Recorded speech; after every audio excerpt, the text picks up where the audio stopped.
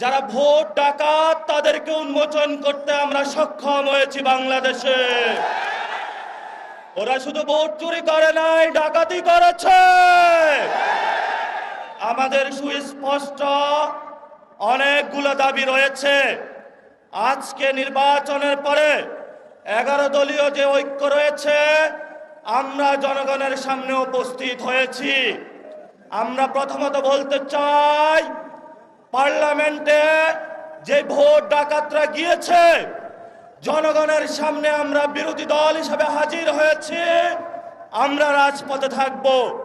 কড়ায় গন্ডায় ইঞ্চি ইঞ্চি করে জনগণের উপরে জ্বালা ভোটের ইঞ্জিনিয়ারিং করেছে, ভোট ডাকাতি করেছে, নতুন ভাবে জুলুম চাপিয়ে দেবার চেষ্টা করছে।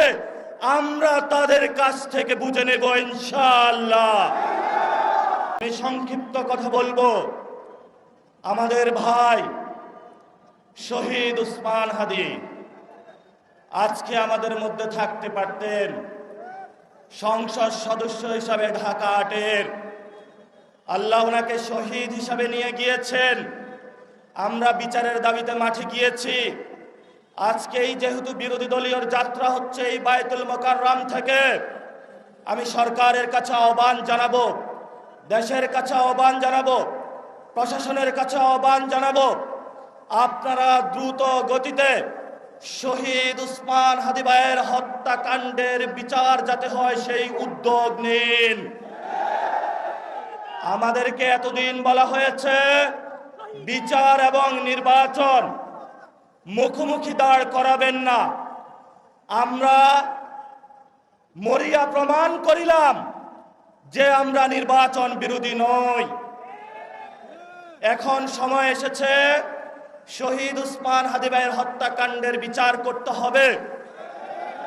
তৎকালীন সময়ে সংস্কারের নিয়ে বলা হয়েছিল, সংস্কার এবং নির্বাচন বিরোধী করার চেষ্টা চালানো হয়েছিল, ট্যাগ দেওয়া হয়েছিল, ওরা নির্বাচন চায় না। আমরা তোমাদের চোখে আঙ্গুল দিয়ে দেখিয়েছি আমরাই বাংলাদেশে গণতন্ত্র চাই, তোমরা চাও ভোট ডাকাতি করতে। এখন সময় এসেছে, কোনো 9-6 চলবে না। সংস্কারে জনগণে যে হ্যাঁ ভোটে ম্যান্ডেট দিয়েছে দ্রুত বাস্তবায়ন করতে হবে।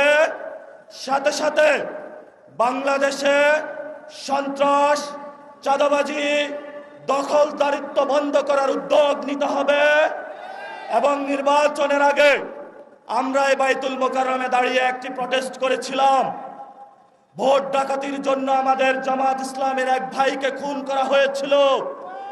আমরা বলেছিলাম আমরা আবার আসব, দ্বিগুণ হয়ে আসব। এসেছে দ্বিগুণ হয়ে। আমাদের ভাইয়ের হত্যার বিচার বুঝে নিতে হবে। রাজপথ সংগ্রাম জারি রাখতে হবে।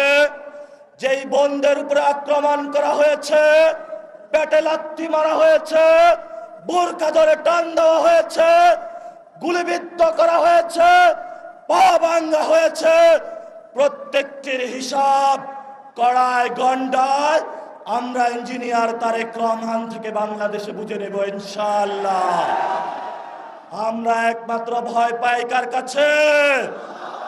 আল্লাহ ছাড়া আমরা কারো কাছে ভয় পাই না।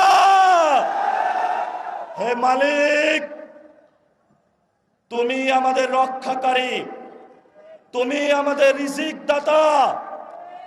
যারা এই বাংলাদেশে জনগণ 17 বছর অপেক্ষা করেছিল, আমাদের অধিকার ছিনিয়ে নিয়েছে, ভোট ডাকাতির মাধ্যমে ভাইদেরকে হত্যা করেছে।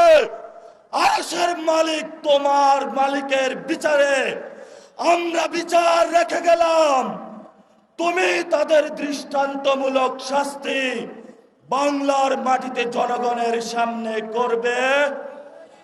আমরা আজকে তোমার মসজিদের সামনে বিচার রেখে গেলাম। বাংলাদেশের মানুষ হতাশ হবেন না। লা তাহজান ইন্নাল্লাহা মা'ানা। আল্লাহ আমাদের সাথে আছেন। শক্তি বাড়ান, ভয় নাই, জয় করব আমরা ইনশাআল্লাহ আরো দ্বিগুণ হয়ে পার্লামেন্টে যাব।